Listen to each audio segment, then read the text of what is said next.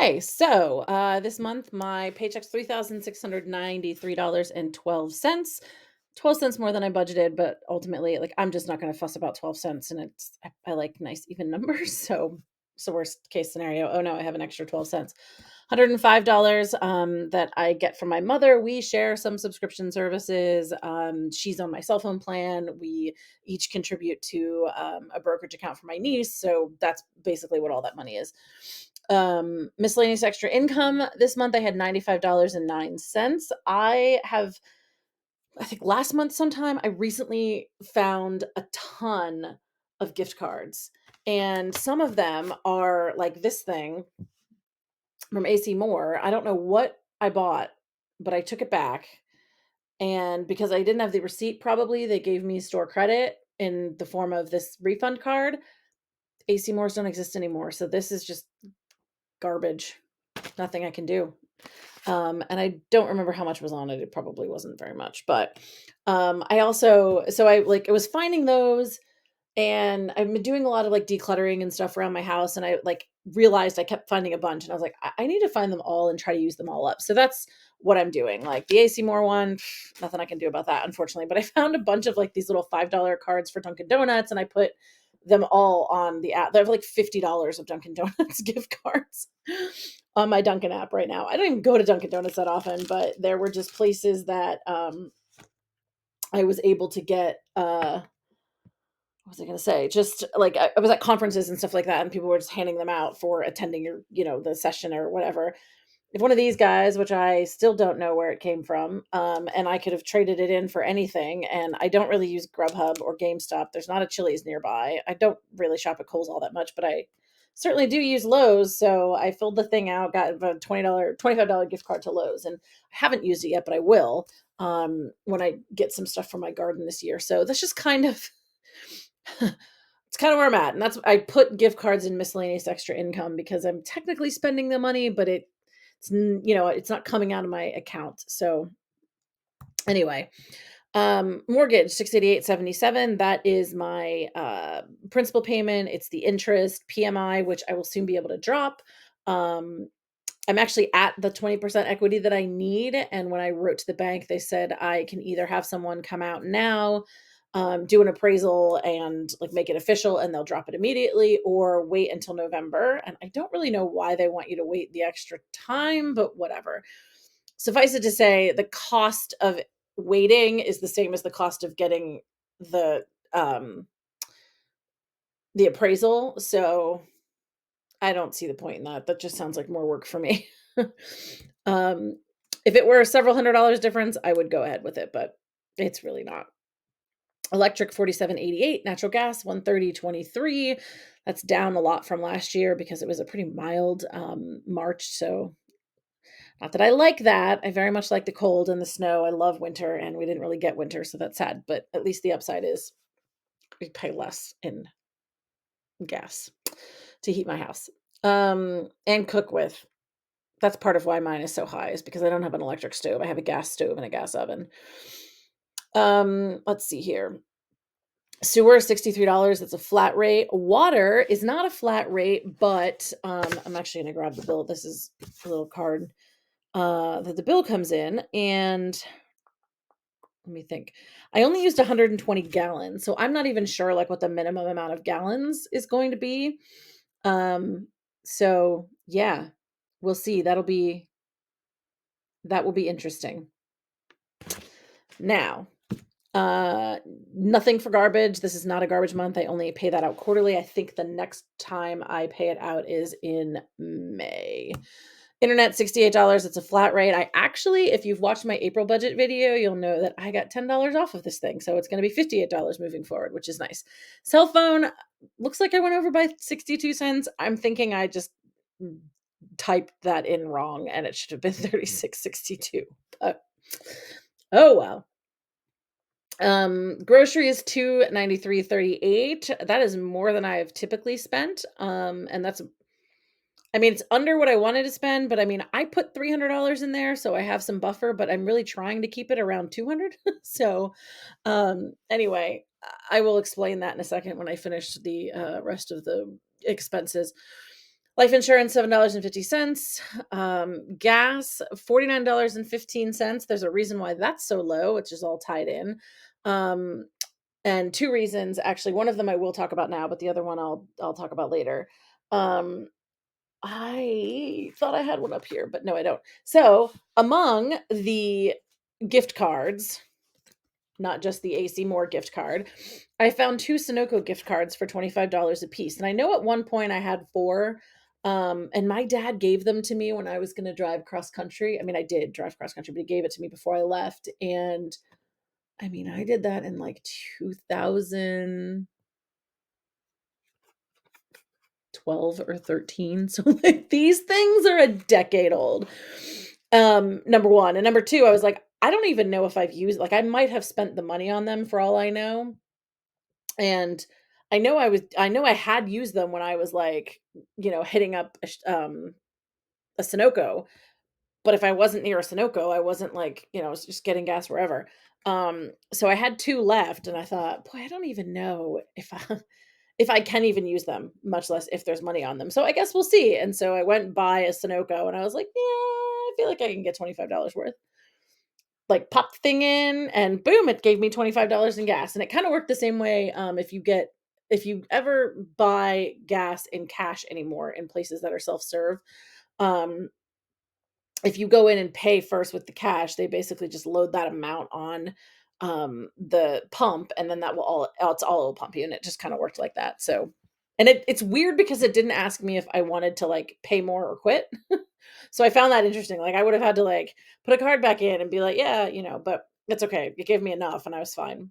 And then I tried the second one and it didn't work. So I'm guessing I already used it. So anyway, that's one reason why that's so low. However, it's a lot lower for another reason I'll get into in a second. So nothing bought for my mom. This is not, I don't ever really budget to get her anything. This is just kind of where I keep track of things I did buy on her behalf that she's going to pay me back for. So my niece's brokerage account, she gets $100 a month, 50 from me, 50 from my mom. My brokerage account, this is the first month I did this, and I don't remember if I've talked about this yet. Well, I did in my April video, but I don't know if I talked about it in any of my transaction videos, maybe one of the Transfer Tuesday videos, but also maybe not, because maybe I didn't film that one for a reason I will get to in a second. All of those I'll get to in a second, all tied up to the same thing. So I realized that with my HSA and my Roth IRA, because my goal is to max them out every year, if I max them out this year, how much they've grown in allowable by the IRS standards amounts, I'm actually going to be investing almost $1,000 a month. The $70.83 gets me to that even thousand. So I just did it. I figured I can trim that somewhere. Nothing spent in house and garden this year. $19.08 on restaurant, and that is partially because of gift cards. Fitness, $40.72. That's my my Y fee, although that mostly got wasted this month. But I'll talk about that in a second. It's also all wrapped up in that. Miscellaneous, $39.50. That was, I kind of decided, just based on the timing of it, I did not realize until I got something from the Department of Transportation that I have to renew my license this year. So, kind of looked at it and did the math, and I was like, well, yes, I do. So I just paid basically to renew the license. They're going to send me the camera. Actually, I think they did already send me the camera card. So I can go get that done whenever I feel like it before my birthday, in May. So, I thought about putting that in April's budget and just kind of planning for it, but I was like, you know what? Like, it's towards the end of the month already. I haven't spent anything out of miscellaneous. I'll just do it there. And $500 to my Roth IRA. Now, random extra expenses, personal 123.10. I don't know if I said that. I feel like I skipped right over it. Personal 123.10. So little on gas and so much on groceries, all related to the same problem. Oh, and the lack of Transfer Tuesday videos. I injured myself last month, like halfway through the month. I went swimming like I normally do in the morning. And then I did take a little bit of a break from swimming and I've been getting back into it. But anyway, I had been going like twice a week, sometimes 3 times a week, And I went swimming, got a shower. I have very long hair, which I mean, it's up in a ponytail and a bun and stuff half the time, but still fairly long. It probably goes down to like here.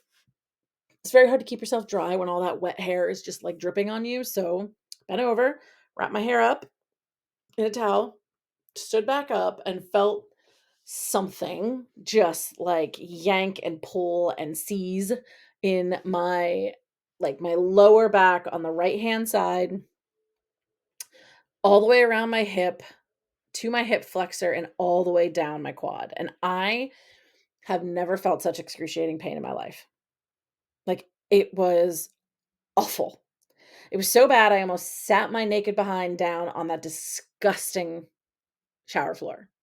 The only thing that kept me from doing that, the literal only thing.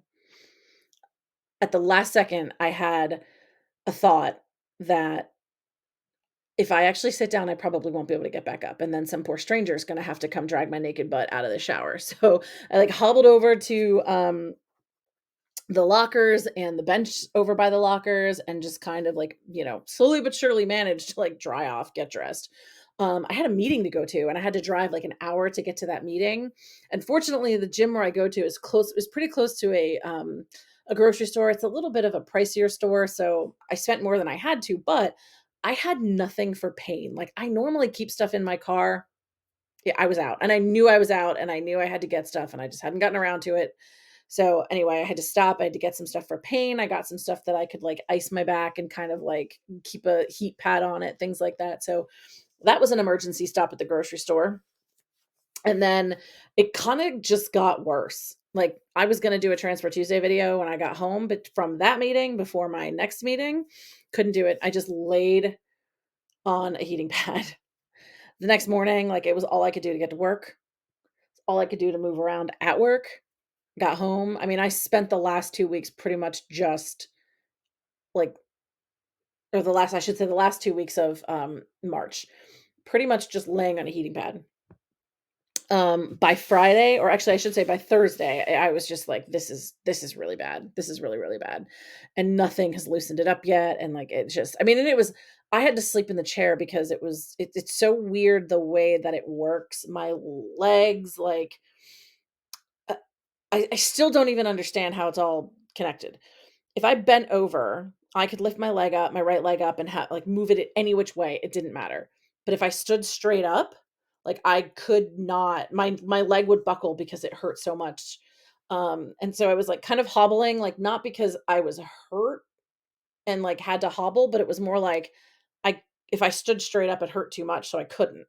Um so yeah, so by Thursday I had it and I took the day off on Friday because I scheduled a massage and the only time I could do the massage was like 10:30 in the morning or something. So it was just in a weird spot where like I couldn't take half a day either way. So I was like, you know what? Like I'm miserable. I'm just taking the whole day. So I went and got a massage. That's the personal 123. Um, Part of the reason why I didn't really spend anything in gas is because I spent the last 2 weeks of the month literally doing nothing. More groceries was that initial stop at the grocery store, and then after my massage, I figured that's probably like the loosest my body would be. And so I went to the grocery store and I ended up getting a bunch of things that were like ready made, like easy stuff to cook, like a frozen pizza even. I mean, I typically make my own pizzas, like even the homemade pizzas, I make them and freeze them. And I actually have plans to do this the coming weekend, but not with my I mean, I couldn't stand long enough to do anything. And I mean, it was like excruciating, would double me over kind of pain. So, yeah, absolutely, absolutely miserable. So I ended up, buying like kind of highly processed, ready to make food that is just way more expensive and had to take extra trips to the grocery store for that reason. My plan for those 2 weeks was actually to start using up some of the stuff um in my freezer and in my pantry, and so it's a lot of cooking, but did not happen. Did not happen at all. Now on to my savings funds. So I've actually made a few changes. You'll see that I have not put anything into my emergency fund, but I didn't plan to. But I've actually spent $1,000 out of my emergency fund. And really, what all I've done is moved $1,000 from my emergency fund to my medical fund. And I'm not sure why I didn't just do this from the start of the year. I should have, but anyway, I guess I wanted to do some more research first. But I had learned some things about an HSA. So an HSA is a health savings account, and if you have a high deductible health plan, which I do, you are allowed to contribute a certain amount of money that's set by the IRS based on whether you have an individual plan, a family plan, what have you. So this year the limit is $4,150, and it's kind of slowly but surely, steadily, made its way up. And the idea was basically you put the money in, you can invest whatever you don't spend, and then you have that money there to pay for your health care when you need to, like, go to the doctor, get a prescription, or what have you. And some years I used it all, and I'm kind of kicking myself over that because when I think about like how much money I probably would have in there versus what I have now, I mean, it's not a ton, um, but it's it's not the end of the world, but it's like money I can't get back, if that makes sense. So, like if you pull money out of something, you don't get that earning year back. So, anyway, I learned that HSAs, I can use them to pay for long-term care insurance when the time comes. It is an account that's triple tax advantage. Now, I did know that, which means it's not taxed on the way in. So it'll come off of your taxable income. It is not taxed on its growth. And if you use it for medical expenses, it is not taxed coming out, right? It's money you never have to owe the government for. So, and there's no limits. This is the important part. So even all of that was like, okay, yeah, that sounds great. That's fine. What's that do for me long term? Other than now I've learned I can spend on long-term care insurance premiums. But one thing that I have just recently learned was there's no time limit on any reimbursements from that you've made out of pocket from your HSA. So when I go, I don't, oh, here's my old one. Let me just cover up the number and whatnot. Um, Here's my old HSA card. Okay. And with this old HSA card, basically I would go to the doctor. If I had a copay that I had to pay that in there, I would pay it. If they sent me a bill, I would go onto their online portal, plug in the numbers, boom, pay the bill. And they would take that money out of my HSA to pay it, right? It's like a debit card, basically, for your healthcare. Now, if I instead use a regular debit card, this is going to be representative of my regular card. It's a Petco gift card that I absolutely have not spent yet. Um, but let's call this my, like, I don't know, Chase debit card or something. Does Chase have debit? I just made that up. Anyway, so if I instead pay out of pocket instead of with my HSA, I can hang on to the receipt. This is an Olive Garden receipt, but assuming, let's say that's from the hospital, I can hang on to the receipt, just like in a Google Drive folder, the way people do receipts nowadays. Like you'd never be able to print that off and keep it, but digitally, I'll scan it in, whatever. And then I can reimburse myself in the future for money I have spent in the past, which is really cool because that means no matter what I spend that money on, as long as I have an amount of that money that I can account for that's medical, it won't be taxed. So when you get to 65 years of age, you can take the money out and you can spend it on anything. If you don't spend it on something medical related or like long-term care insurance premiums, then you just pay ordinary income taxes on them. So that's why you hang on to these, because I could take, say, $3,000 out to go take a trip somewhere, gather up $3,000 worth of receipts that I've paid out of pocket already and said, oh, here, I'm reimbursing myself for those expenses. And yeah, there's no time limit on that. So it's great. So with that in mind, I decided I need to go forward and I need to make sure that I am just paying out of pocket for medical expenses and piling up that cash as long as I can do it. So, and those, by the way, those are expenses that are only during the time you have an HSA. So if you like I've got bills from 15 years ago, if I could find them, then those don't count because I didn't have a plan then. So anyway, so that's my plan there. So now, I mean, you can see this has it's $2,000 now in it. My insurance year runs from July 1st to June 30th. So I at first thought like, well, do I want to just put like $334 or whatever a month in? Maybe I just want to do it that way till July. And that way, like I'll start July with 2000 and then I can just kind of replenish as I use so that every year I start the year with the 2000 that I'm going to need that year. Cause that's my max. I pay 100% of my deductible, and I think the deductible is either 1,500 or 1,600. I want to say it's 1,600 now. So my deductible is 1,600. Hang on a second, my nose is like running a little bit. My deductible is like 1,600, so I pay 100% of that bill, and then after that, it's 10% until I've paid a total of $2,000. So the last $400, it's 10% of a bill, and then after that, I don't owe anything. So I'm only going to ever have to shell out 2000 as long as it's covered and it's as long as it's covered and as long as it's in network, which is normally going to be the case. So that's that. Subscriptions, I put 155 in. I do that every month. I spent out 272. I'm not super worried about that. I have a lot of this is just March just happens to be a month when a lot of things renew. So I'll have months where I barely spend anything out of that account and months like this where lots of things renew. So I think my VPN and password saver generator renewed, and I think my Apple Fitness renewed, my Garmin renewed. So yeah, there's a lot of stuff in there. So I have $81.24 left in that group.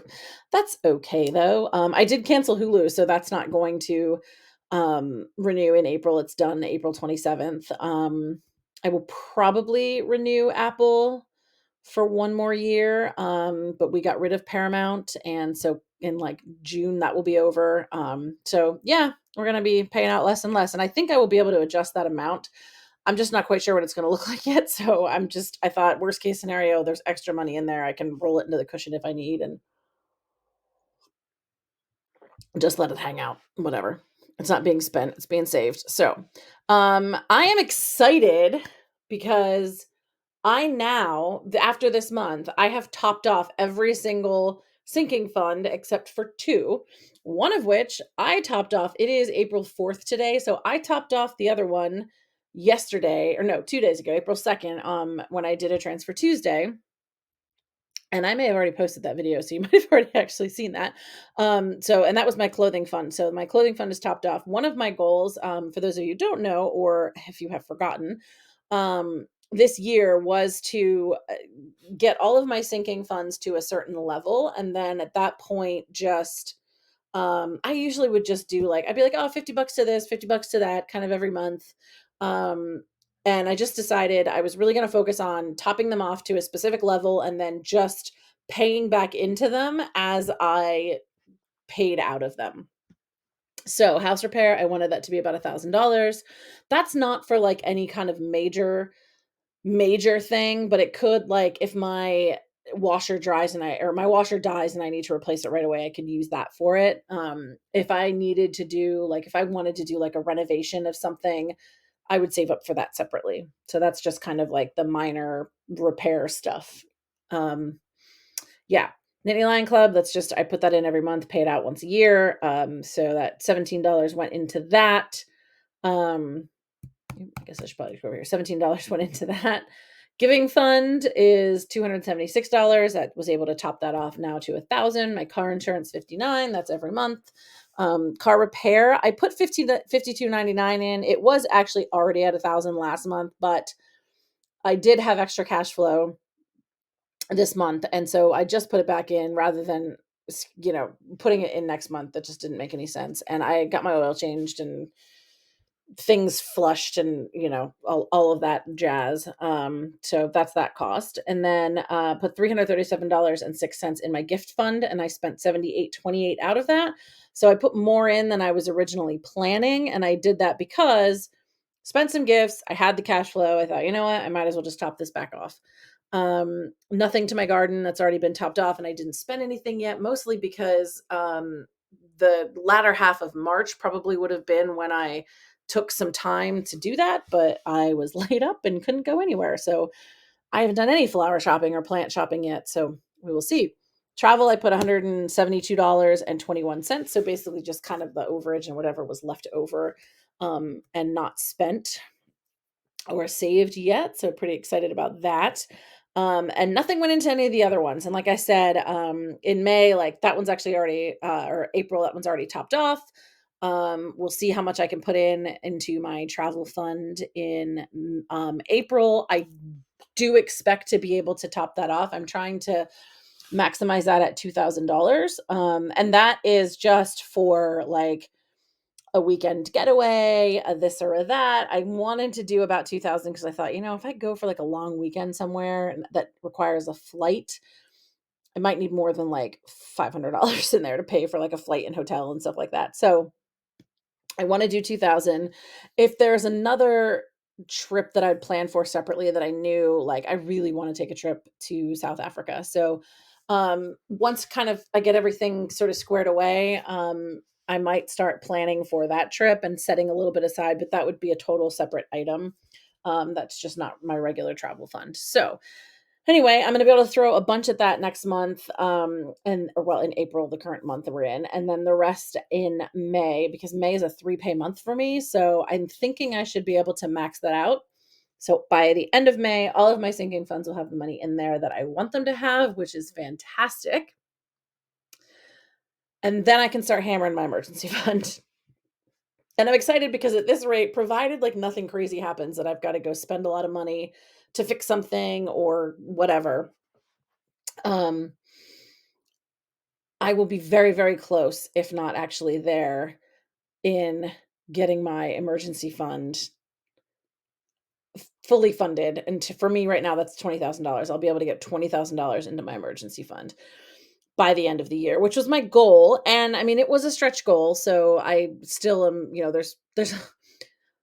there's a lot of daylight between now and December 31st. So we'll see. But I'm glad that I can see a path forward to it, right? At the beginning of the year, I think I would say like, ooh, that sounds like probably too much. So I probably won't be able to, but we'll see. I think I will get close.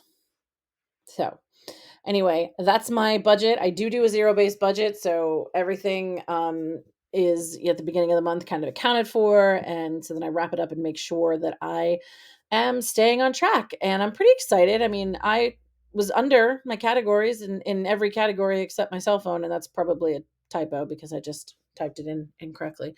Or they added random taxes that they don't normally add or something like that. But at any rate, pretty happy with that. Um, yeah, guys, if you're still here, thanks so much for watching. We'll see you next time. Bye.